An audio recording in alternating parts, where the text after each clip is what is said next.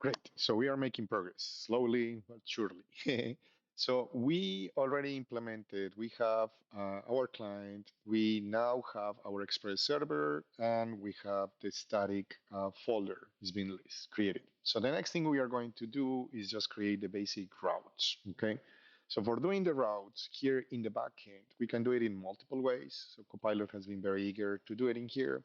It could be something like this, and then I go and I say, I want this is going to be apartment listings, and then I am going to have like you need to do a callback for that. And this listing, I can go and just say response, and then what? Oh, yes. So basically, this is going to be the URL of the listing or the listing name, you could call it. And then this needs to take two parameters, which could have any name, but usually we call them request and response. And then in the response, for instance, you can go and say, hey, I am going to be sending in there like just something that says, hola mundo. Okay. So if I do that, and then like this server, here is my server, actually will restart because I just run that. So I don't have to restart it again because I'm using node mode now. And then if I come in here and I go into this one, this shows me that. And then, but if I go into API slash listings, then this takes me to the Olamund. Okay. Remember, like the way Express works is that it like the because I have it configured that way. It will first try to check for a file in the front end. And if it doesn't find it, then it will create like a route for that. Or it will look for routes that match the request that is being received. Okay. By the way, I can also put in here um, I, like a console log message or something like that. And then if you try to see that in here, if you see here in the console is not showing up, because remember that is code that is being run on the backend. So actually, let's go and say here apartment. Can I have yes? So this is going to be a get request for that. So if I refresh that, then you can see here is being printed. Okay. So very important. This is very hard to understand, but you have code that is running in the backend and code that is running in the front end, and everything is in JavaScript. So that's kind of one big disadvantage. If you were using like Python or something for the backend, at least you knew Python means backend and JavaScript means front end. And here we don't have that. Now, if you do it like this could get a little bit disorganized. So instead of doing this, what we are going to do is follow like a standard kind of that um, it's being used by Express Generator. And it's something like this. I'm going to create a routes folder, and in there, I'm going to call like a listings.javascript.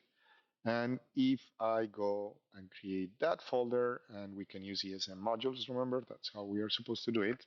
Don't go into the front end. This is into the back end. So hopefully, yes, VS Code understands. So I'm going to create routes. And inside the routes, I'm going to create a new file. I'm going to call it listings.javascript. And in here, in the listings.javascript, I need to import Express from Express. Okay. Then I create a router as Copilot is telling me in there using that Express. And then I can go and put this thing. But now instead of using the app, I use the router. Okay. And then finally, I need to just export this thing. Now we can leave it like that. That should have restarted the server. So this one's still working. Oh yeah, I'm missing still one thing is that I'm importing this and then I have to use it. So I just go and say app use. And then when you're using something like that, then you go and say, like for instance, let's go and put it like this first. So if I do it like that, it's like, let's go and use this router and it's going to be like without any prepend thing. So if I do that, now it works. But then it will be even more organized if I just go and say, this is my API, and I put the listings in there just um, like this. Okay.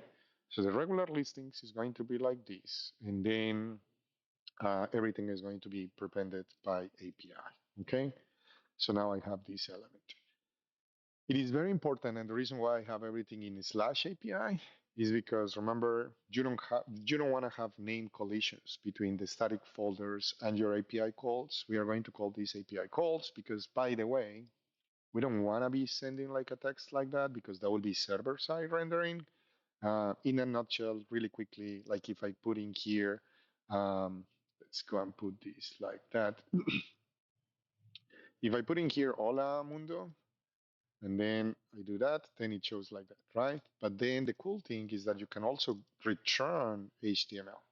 And if you return HTML, then it actually is going to get parsed. So technically, you could be rendering the HTML part from your backend. That's what is called like server side rendering. We are not going to do that. So don't do that for this project, just for this project. In here, we are going to be using client side rendering. So basically what you want to have in here is that each one of your endpoints instead is going to be returning um, like a JSON. And then in here, I'm going to say, just going to pass a listings file, which I'm actually going to create in here. And these listings, it's going to contain an array. And that array is going to have an object that will have like the title. I like that, Copilot. Thank you very much. Address, yeah, I guess. Price, give me a number for the price. Let's go and say 1200. And then bedrooms too, I like that. What else? And then I also want to have my notes, which could be like nothing for the moment. And what else did I say in here? Like maybe like what group it belongs to. I could go and put like some photos in here. Photos, and this could be an array. And yes, oh, I wonder, oh, I like that. Okay, yeah, that's a basic image in there. So I like that. And then you see, ESLint is telling me you have errors in there, so it doesn't let me compile. Good, and then I'm returning that. So if I come in here and then I go to that, notice that now it is not showing anymore an HTML page. The reason why it shows up like this is because I have a Chrome extension that parses JSON and then tries to um, like render it in a more proper way. This is going to be what we call a data endpoint. So this part in here is the whole thing that we are saying that when I go and I make a request for the API listings, that is going to look for the route. And then that route is going to return the listings.json. For the moment, I'm skipping the Mongo part, and I'm only going to be returning that. Okay. So yeah, there we go. Copilot here making mistakes. And then I have that. Okay. So let me stop in there. And in the next video, what we are going to do is that then we are going to connect from the front end to try to get this and then render that in the page. Before we do that though, let me go and check this and commit.